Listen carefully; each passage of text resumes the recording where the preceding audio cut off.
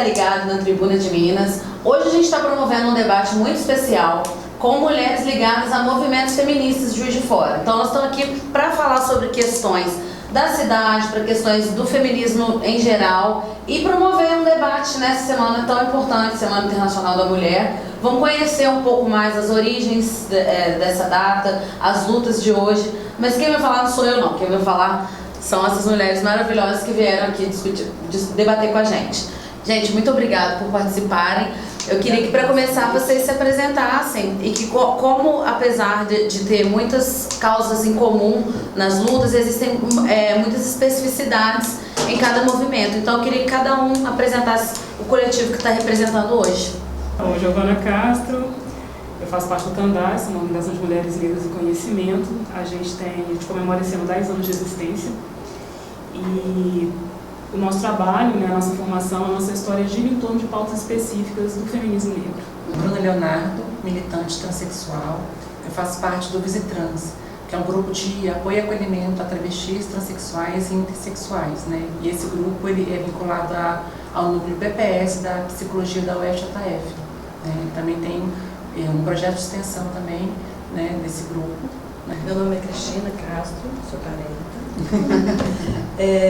Eu faço parte da direção da UBM. A UBM é uma entidade nacional, União Brasileira de Mulheres, e represento a Zona da Mata. Aqui nós temos organizações estaduais e regionais, e faço parte. E a UBM tem mais de 25 anos de existência e a sua principal bandeira é a luta por emancipação das mulheres em todos os sentidos, na área do trabalho, política, física, emocional.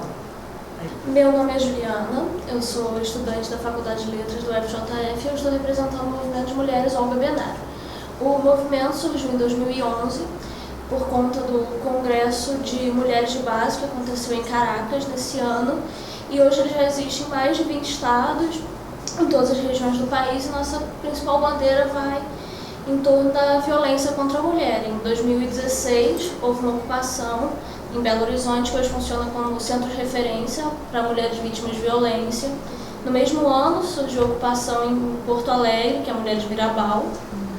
E ano passado teve a Helenira Preta em Mauá, São Paulo, que funciona hoje como centro de referência e abrigo para mulheres em parceria com a prefeitura da cidade. Eu sou Laís Perrucci, sou do coletivo Maria Maria, que é um núcleo aqui de Juiz de Fora da Marcha Mundial das Mulheres, que é um movimento que tem sede em todos os continentes, né, do mundo. E nossa principal atuação, assim, quando a Marcha Mundial das Mulheres surgiu em 2001, né, 2001, foi muito por conta da pobreza e da opressão que atingia a vida das mulheres. Então houve uma marcha muito grande que esses temas eram abordados, que a gente queria uma nova ordem econômica no mundo que agregasse as mulheres. Então o nosso entendimento de feminismo é muito a partir disso. E o coletivo Maria Maria aqui na cidade surgiu em 2006, então nós temos 12 anos aí, surgiu muito ali dentro da universidade como grupo de pesquisa e também atuação entre as mulheres universitárias, mas depois extrapolou os muros da universidade e hoje nós somos mulheres de todos os tipos, de todos os bairros da cidade. Eu sou a Mônica, eu sou do coletivo Maria Maria também, sou jornalista do Sindicato Metalúrgicos. E lá eu tento também levar um pouco do feminismo para uns sindicatos com mais homens na cidade aqui. Na verdade, eu estou representando aqui o 8M, que é um coletivo, que na verdade não é um coletivo, é um fórum dos coletivos feministas da cidade. E por que ele surgiu? Assim, alguns coletivos estão aqui, mas outros não estão representados, são vários coletivos, e ele surgiu a partir de 2017 em função do Movimento Internacional de Greve de Mulheres. Nós nos reunimos aqui em Juiz de Fora e é importante colocar que esse fórum do 8M é um fórum horizontal, aberto à participação de todos os coletivos, todas as entidades que desejam discutir a questão da emancipação feminina e da igualdade entre os gêneros. Outros coletivos não estão aqui, como eu falei, mas a gente se reuniu a partir de 2017 em função da Greve Internacional de Mulheres. E depois daquele ato, aquela marcha que a gente fez, que foi muito vitoriosa, inclusive fazendo com que uma categoria da cidade de mulheres fizesse a parada exclusiva, ou seja, em Juiz de Fora, assim como no resto do mundo, houve uma categoria de mulheres que foram as técnicas administrativas da universidade que fizeram uma greve exclusiva de mulheres. Além da marcha, que muitas pessoas participaram, e depois disso nós, como outras seções do 8M Brasil, nós mantivemos uma ação, né, que é o quê? Que é reunir os coletivos, né, independente do tipo de feminismo que eles abordem, mas nas pautas comuns a gente tem uma ação unificada. Assim foi com relação à PEC 181, que retroagia a lei com relação ao aborto, e assim agora nessa greve internacional de 2018. Meu nome é Laís, atuo pelo MML e a gente tem o foco principalmente em mulheres que trabalham, as mulheres que estão lá, além do trabalho em casa, são as mulheres que, como que eu posso dizer, muito grande.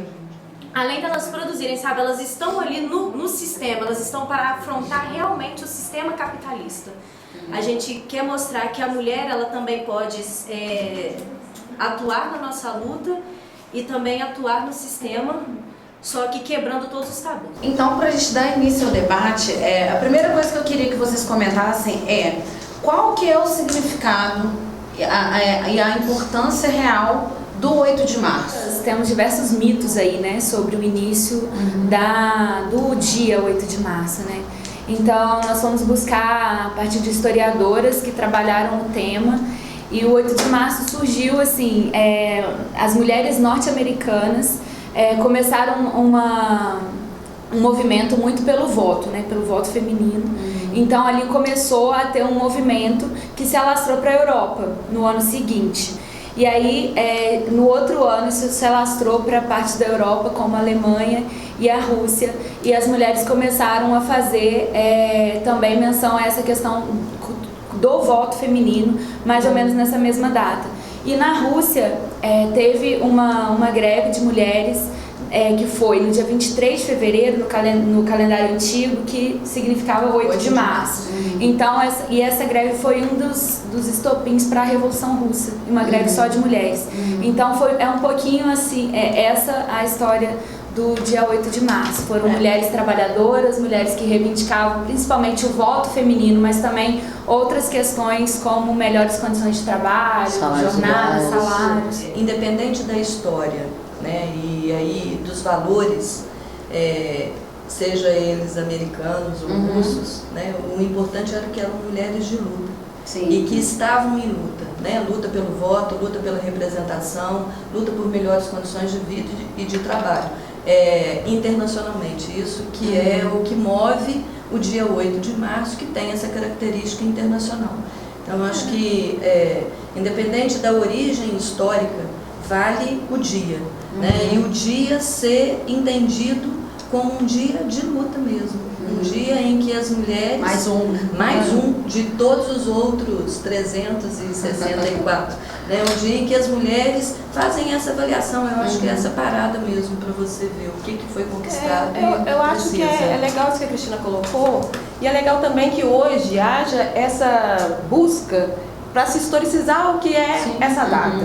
Então, assim, várias vertentes apontam caminho. Eu acho que hoje o feminismo está assumindo uma questão, aliás, um entendimento de que não há como haver acabar com a opressão de gênero sem que haja uma luta contra o sistema. Porque, afinal de contas, a gente vive num sistema que promove a exploração do ser humano pelo outro ser humano. Eu acho que é importante resgatar essa luta das mulheres em função de um debate que coloca centralmente a questão econômica como geradora. Como que essas datas elas são elementos de luta, mas elas aprisionam também a possibilidade de uma discussão fora desse calendário. Sim. E como a gente trabalha com um modelo linear de história, né, o Ocidente trabalha com uma história linear, né, episódica, né, como se a história marchasse em progresso, sempre continuamente. O modelo de narrativa ele é linear, né? As pessoas têm a percepção de que a humanidade caminha em evolução. Nós sabemos que não é assim. A nossa história é marcada por uma série de avanços e uma série de retrocessos. O 8 de março ele é uma data simbólica em vários eventos, em vários lugares do mundo, enquanto um modelo de uma referência ocidental a um episódio de luta e enfrentamento ao capitalismo. No entanto, dentro do 8 de março é de extrema importância que a gente abra um calendário para outras estratégias de resistência, que são muito anteriores ao 8 de março, muito anteriores a 1908 e muito anteriores num país como o nosso, que é um país de tradição escravocrata. Né? Então a gente tem lá em julho, né, o 25 de julho, que é o Dia da Mulher Negra Latino-Americana e Caribenha. Por quê? Exatamente por isso, porque as trajetórias de lutas que nós temos aqui no Brasil, em país de língua latina, em país de tradição diaspórica africana, eles fazem referências a outras necessidades de enfrentamentos e a outras micro-resistências. Então, o 8 de março, a apesar da questão histórica que é de extrema importância, ele é um espaço de se compreender de que categoria mulher que eu estou falando. Né? E mulher não cabe num modelo único. Quando eu falo da mulher, é a mulher que faz o enfrentamento, é a mulher que trabalha? Não necessariamente. Os espaços de enfrentamento das mulheres são muitos, inclusive no espaço doméstico, quando ele começa. A mulher que consegue romper um ciclo de violências no espaço doméstico, ela trabalha com micro-resistências, que aliás são a marca do feminino. São as micro-resistências, né? As possibilidades de fazer pequenas vitórias baseadas na necessidade de compreender que você tem que reverter o sistema, mas de compreender também que aquela mulher que deixa de apanhar do marido, né? Aquela mulher que consegue terminar o ensino médio, né? Aquela mulher que vive violência de uma invasão, de uma OPP na comunidade na qual ela vive, são referências fundamentais para o 8 de março. Então a gente precisa, né, enxergar dentro de uma sociedade de herança escravocrata, em todos os sentidos, né? O Brasil adora, né? O patrão brasileiro ele tem mentalidade escravocrata, né? Ele gosta do grito, ele gosta do mando. O que significa ser mulher dentro de um sistema como esse? E é importante também, porque quando a gente pensa 8 de março, muito no senso comum vem aquela ideia de vamos fazer um dia de beleza, vamos dar uma rosa, vamos dar um chocolate, vamos fazer uma homenagem. E o que a gente, né, nós dos coletivos e tal, o que a gente acha é que todas essas coisas não é que não são importantes, outras coisas, isso pode ser uma forma de ajudar algumas mulheres, a autoestima e tal, mas não pode ser a única, porque a gente gosta sempre de lembrar que o dia 8 de março é um dia de luta, né? O dia de luta das mulheres. Claro que nós lutamos todos os dias, como a Cris e as outras meninas falaram, mas é um dia pra gente marcar a nossa luta, pra gente dizer, olha, estamos nas ruas porque a gente não quer retroceder, a gente não quer que a luta das mulheres dê nenhum passo atrás, nós queremos avançar. E dá uma ideia meio deturpada mesmo, algumas homenagens, né, que é o oposto completo do discurso que se quer no 8 de março, tipo assim, toma esse chocolatinho aí, linda, e cala a boca, sabe? Hoje em dia, em função de rede social, em função da capacidade que o movimento feminista vem tendo de dar um enfrentamento, de colocar suas questões, existe uma possibilidade, existe uma abertura muito grande, principalmente das meninas mais novas, de discutirem questões que nós nunca discutiríamos na vida. Pois é, Lucimar, mas eu não Tanto que elas estão mais engajadas. Eu estou falando de um modelo de menina, eu estou falando de um lugar que essa menina ocupa. Sim, isso com certeza, mas eu acho que mesmo assim, ela tem uma possibilidade maior de falar. E eu acho que a gente tem essa possibilidade maior de escuta. Concordo. E aí é um outro desafio para o feminismo contemporâneo, é exatamente a gente conseguir perceber de onde as pessoas estão falando, que é isso que você está falando, qual que é, porque hoje o lugar de fala, né, é uma questão que é muito colocada, né, e muito questionada, inclusive em alguns setores.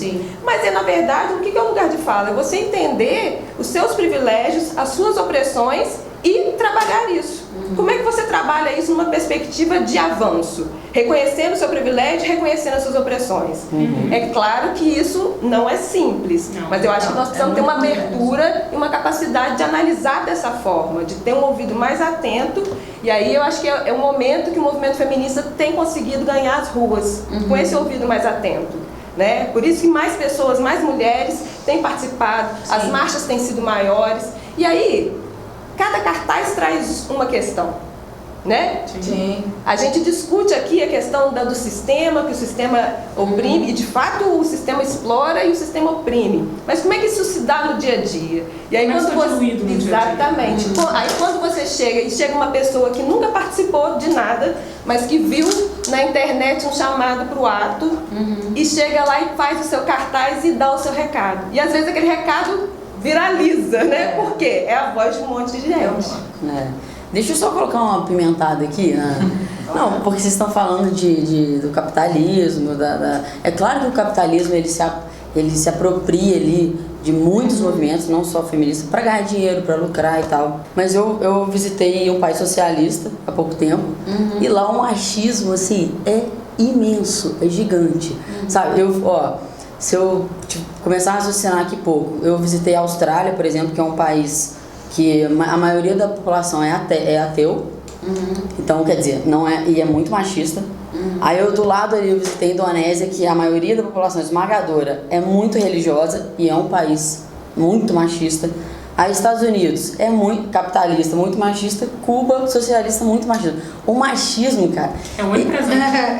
Ele é onipresente. É onipresente. A gente Qualquer classe social, qualquer cor, qualquer país, qualquer língua, existe um O machismo. machismo, eu acho que ele é derivado da própria natureza. Eu fiz uma pesquisa recentemente na minha faculdade para poder divulgar essas coisas. E dentre uma das literaturas que eu tive que ler, veio exatamente mostrando isso. Aonde você quer que você esteja, vai ter o ato do machismo por conta da raça. O ser humano, o homem, inclusive, ele precisa se sentir superior a algo. E ele quer se sentir superior ao frágil, que é o que ele julga ser a mulher para ele, que sempre foi objetificada e ele coloca como sua propriedade. Então, acho que independente do sistema, Mas, peraí, eu não entendi. se vai ser capital... Mas isso não é genético, né? Isso é ensinado. Não, Assim, exatamente, isso não é genético. Sim. Não justifica a Entendi. mulher frágil, o homem exatamente. É uma construção social. É uma construção que sempre esteve. que independe Não, do independente sistema. do sempre sistema. esteve. Não Tá. sempre esteve. Não sempre esteve. Então, o machismo não pegar em outras comunidades o machismo, na verdade, embora não se saiba exatamente de momento que essa construção machista ela se inicia historicamente falando, porque a gente não tem recursos e nem fontes históricas para se afirmar isso, né? Até porque a história é escrita por homens, né? Exatamente, né? Mas sabe, ponto a sociedade primitiva pré-agricultura era a sociedade de vida comunitária, porque assim, as ideias de concepção estavam muito distantes da realidade desse sujeito. Ele não tinha ideia de que era maternidade, de como se dava reprodução. Então as primeiras deidades, né, adoradas são femininas. Né? A existência, e aí eu não vou trabalhar com uma ideia processual de religião, porque o pessoal da religião vai me matar nesse sentido, não é uma questão evolucionista, mas é historicamente perceptível o momento em que surge o casal, divindade, o casal a ser adorado, como Isis e Osíris no Egito, e exatamente que se percebe o momento em que a mulher é eliminada do religioso e surge um Deus Pai. A religião é um aspecto cultural independente do pertencimento religioso ou não de qualquer um de nós. As sociedades do mundo desenvolveram a religião, assim como a música e a dança. E elas são uma boa forma de ler essas sociedades. O machismo é uma construção ideológica e discutir em que momento que o machismo nasce e que se presta é o sonho de qualquer um de nós aqui. Porque ele se presta, quando você emite um discurso, ele se presta a alguma coisa, né? Eu fico imaginando para que o homem tem que desconstruir tanto a mulher, o que ameaça ela trazia para ele historicamente falando. Eu penso que isso é uma ameaça, né? Eu acho que a própria capacidade de reprodução era vista para o homem enquanto uma ameaça, então tem que te encarcerar. Sim, eles têm medo. Se eu tenho patrimônio, se eu tenho posse, eu preciso te encarcerar porque eu quero garantir que a minha posse passe para o meu herdeiro. Então você tem que ser fiel, você tem que ser virgem e você tem que transar só comigo. Aí eu já crio todo um modelo patriarcal, que é uma construção. Quando agora Stalin escreve lá nos anos 60 o que seria do mundo se os homens menstruassem, né? Ela tem um texto maravilhoso sobre isso. E ela fala da menstruação enquanto uma construção de opressão feminina. E ela diz, a lógica está nos olhos do lógico. Todas as vezes que eu quiser diminuir determinada categoria, aquilo que é específico dela vai ser usado para desarticulá-la. Se a menstruação fosse masculina, seria sinônimo de força, de juventude. Né? Ela até brinca que seria criado o Instituto Nacional da Disminorreia. Exatamente isso, porque aquilo que é atributo de um filho, de um corpo, é usado para descategorizá-lo, mas não é natural. Esse tempo histórico, né, pra gente 60 anos é muito tempo, não é mais do que eu. Historicamente não é nada, né? Mas historicamente não é nada. Então, por exemplo, pegando Cuba, né, eu esperava chegar em Cuba e não ter nada machista. Que é romantizado também. Mas como? Né? Mas como? Aí me agrada saber em Cuba, por exemplo, que o índice de violência contra a mulher é praticamente nulo. E não são dados feitos. Não, a violência lá em geral é muito pouca. A violência em si contra a mulher, ela não é praticada. Então isso me agrada muito. Me agrada saber que as creches existem e que as escolas são de tempo integral. E que as mulheres podem tanto dirigir o carro quanto serem médicas ou qualquer, elas estão em todos os espaços. Sim. Então isso me agrada muito. A parte econômica é muito diferente. Mais ou menos. O que não... pelo menos o estudo que eu fiz lá é muito diferente da nossa. Do capitalismo do capitalismo. Porque mas o que eu acho é igual, ele é linear. Sobre o que a Mônica estava falando, na verdade. Então, assim, o machismo lá, ele é na rua. Mas é a cantada. É a cantada. Sabe? Aquela coisa que aí não é uma justificativa, mas é uma coisa meio que latina, talvez. né? Porque não é lá. É a característica que é da construção do modelo de ser homem também, né? De ser macho, né? Que você não rompe. Existe uma construção que sobre você ser homem não também. rompe.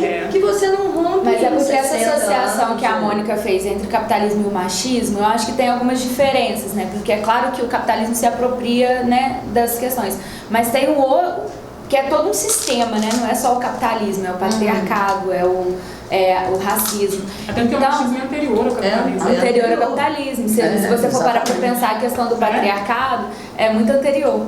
E aí, eu acho que uma coisa não tem a ver com a outra, porque você pode perceber, quando a gente está num movimento misto, os nossos homens também são muito machistas. Os nossos homens querem ter o nosso lugar de fala, os nossos homens querem... Achei que esquerda macho por aí. É isso. Então, assim, que o mais próprio tem. movimento sindical. Então, eu acho que isso é uma coisa que não é casada, né? Em países socialistas vão ter menos machismo. Não, é porque vai. assim, é uma construção histórica É de uma cada construção. país. E assim, e não é uma discussão aqui de modelos, assim, o modelo que deu certo. O que a gente coloca aí, eu acho que é uma coisa que dá uma certa unificada e bem unificada, que é uma luta anticapitalista. Por que uma luta anticapitalista e não uma luta antissocialista? Né? Poderiam falar assim, se num país socialista também tem machismo, por que não é uma luta antissocialista? Porque esse primeiro é um modelo, e aí a gente tem que analisar todos os modelos. E segundo, que o capitalismo em si, e prega isso através dos seus teóricos, é um sistema de exploração do ser humano por outro ser humano. E o socialismo é um sistema que busca a igualdade. Então, existe ali duas vertentes que a gente tem que trabalhar. Então, assim, pegar um país ou pegar outro país, como é que se dá essa construção? Porque é a construção de outro ser humano, é uma outra experiência de vida. E aí hoje a gente tem, assim, eu acho que é importante, e assim, o movimento feminista não é de agora que vem estudado, mas ele sempre foi silenciado. Por que a gente não encontra... feminino, exatamente, por que a gente não encontra lá? Porque onde começou a opressão, onde começa o machismo, a gente tem algumas pistas sobre a origem da propriedade, né? Mas as nossas falas, e aí não é só dentro do campo do pensamento de esquerda, aliás, no campo do pensamento de esquerda, inclusive, mas no campo do pensamento liberal de direita também, a nossa fala é silenciada. E agora a gente está vivendo um novo momento, inclusive de pesquisa histórica, de procurar, né, não só dentro do movimento feminista, dentro do movimento negro, dentro do movimento de mulheres negras, dentro do movimento indígena, das mulheres camponesas, porque assim, a gente foi silenciada todo o tempo, e agora a gente está